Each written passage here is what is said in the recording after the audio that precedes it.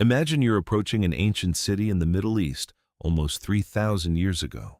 The walls rise above you, massive stone gates tower overhead, soldiers stand guard with spears and bows, and then you notice something strange.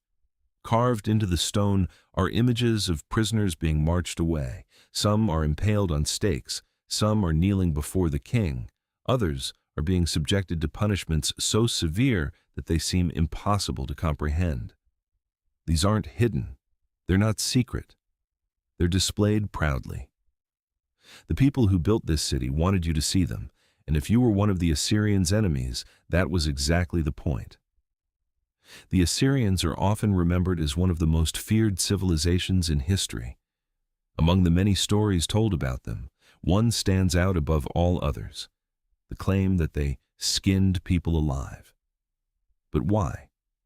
Why would a civilization do something so horrifying? Were the Assyrians simply unusually cruel? Were they bloodthirsty monsters ruling through terror? Or is there something deeper going on? Because once you begin looking at the world through Assyrian eyes, the answer becomes far more complicated and far more unsettling than simple cruelty. The short answer is this: the Assyrians skinned certain enemies alive because they believed terror was one of the most effective weapons in war. But that only raises a bigger question. Why did they believe terror was necessary? And why did ordinary people accept it? To answer that, we have to understand the world they lived in. Today, many countries have secure borders, standing police forces, and legal institutions that most people trust, at least to some degree. The Assyrians lived in a completely different reality. Their world was one of constant warfare. Kingdoms rose and collapsed with astonishing speed. Cities rebelled, empires shattered, neighboring states raided each other constantly. Entire populations could be enslaved, deported, or wiped out after a failed war. For the Assyrians, security wasn't something you inherited. It was something you fought for every year, sometimes literally every year. The Assyrian kings regularly launched military campaigns across the Near East. Not every campaign was about conquest. Many were about maintaining control. Imagine ruling dozens of conquered cities spread across thousands of miles. You can't station an army in every town. You can't personally supervise every governor. You can't respond instantly to every rebellion. So how do you keep people obedient? The Assyrians believed they had an answer: make rebellion seem unthinkable. This is where many modern people misunderstand Assyria. We often imagine ancient punishments as expressions of rage. Someone gets angry and lashes out. But Assyrian punishment was often presented as policy. It was calculated, deliberate, public. The goal wasn't simply to punish the person in front of you. The goal was to send a message to everyone else. And remarkably, the Assyrians tell us this themselves. Their kings left inscriptions describing what they did to defeated enemies. These records weren't hidden archives, they were royal propaganda. The kings wanted future generations to read them. One ruler after another described crushing rebellions, executing leaders, and displaying punishments publicly. Why boast about this? Because fear was part of the product. The inscriptions weren't merely historical records, they were warnings. Think about it. If one city rebels and is brutally punished, what happens when the next city starts considering rebellion? Its leaders now have something to think about. The punishment wasn't aimed only at the guilty, it was aimed at future rebels. The Assyrians were essentially trying to weaponize reputation, and reputation travels much faster than armies. But there's another layer, a much deeper layer. The Assyrians didn't simply believe they were protecting an empire. They believed they were carrying out divine order. This is one of the most important pieces of the puzzle. Because if you miss this, Assyrian behavior starts looking irrational. The Assyrian king wasn't just a political leader, he was seen as the chosen representative of the god Ashur. The empire itself was viewed as an extension of divine authority. Expanding the empire wasn't merely strategic, it was sacred. Victory in battle demonstrated divine favor. Defeat suggested divine displeasure. From that perspective, rebellion wasn't simply treason, it was rebellion against the cosmic order itself. A city refusing Assyrian rule wasn't merely rejecting a king, it was rejecting the system that the gods had established. And when people believe they're defending the very structure of the universe, extraordinary actions become easier to justify. This doesn't make the punishment less brutal, but it helps explain why it made sense to those carrying it out. The Assyrians weren't thinking, "We are evil." They were thinking, "We are preserving order." That distinction matters, because almost nobody in history viewed themselves as villains. Now here's another question. Why didn't ordinary Assyrians object? Why didn't people look at these punishments and say, "This has gone too far"? The answer is that many of them probably saw the punishments producing exactly the outcome they wanted: security. Imagine you're a farmer living inside the empire. You want your crops to grow. You want trade routes protected. You want your family safe from invasion.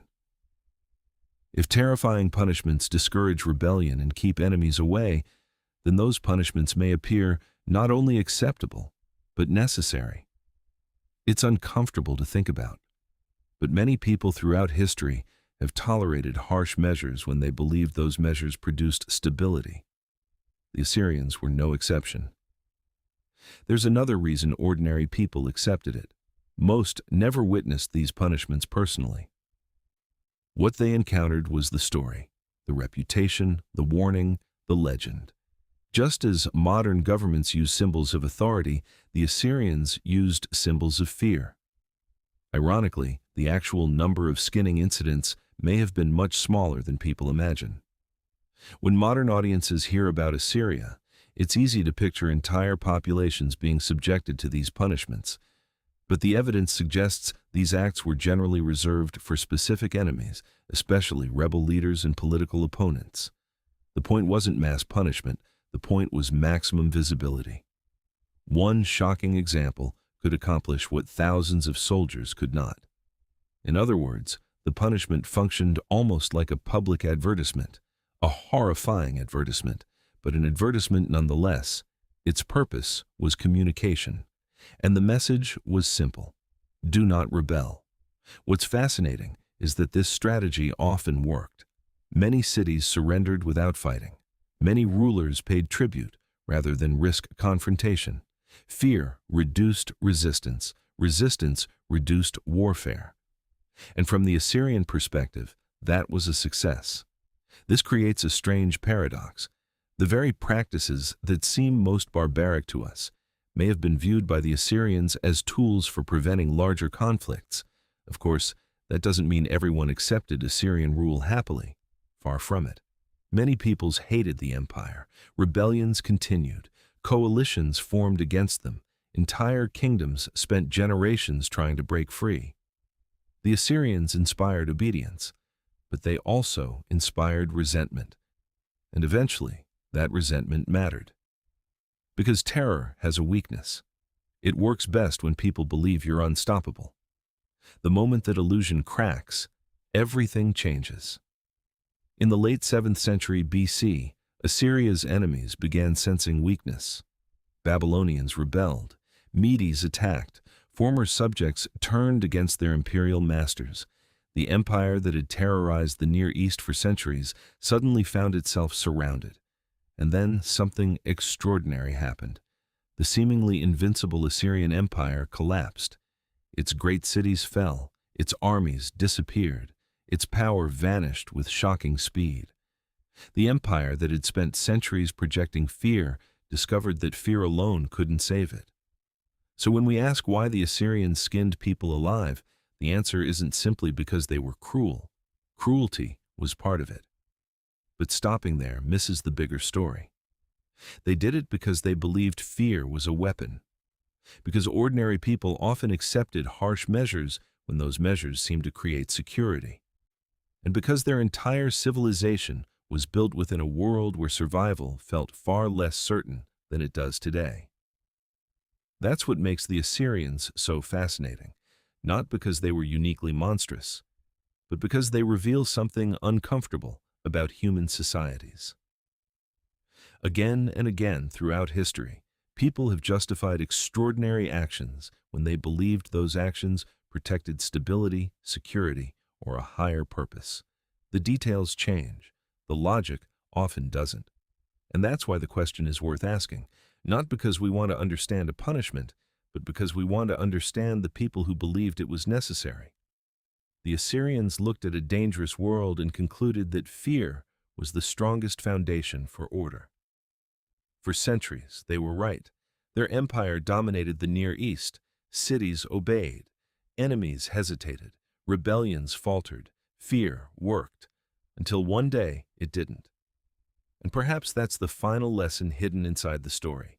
The people who carved those warnings into stone believed they were building something permanent, a system so powerful that no one would ever dare challenge it. Today, their empire is gone. Their cities are ruins. But the question they wrestled with remains surprisingly familiar. How much fear should a society be willing to use in pursuit of order? The Assyrians had an answer, and for a time, it conquered the world.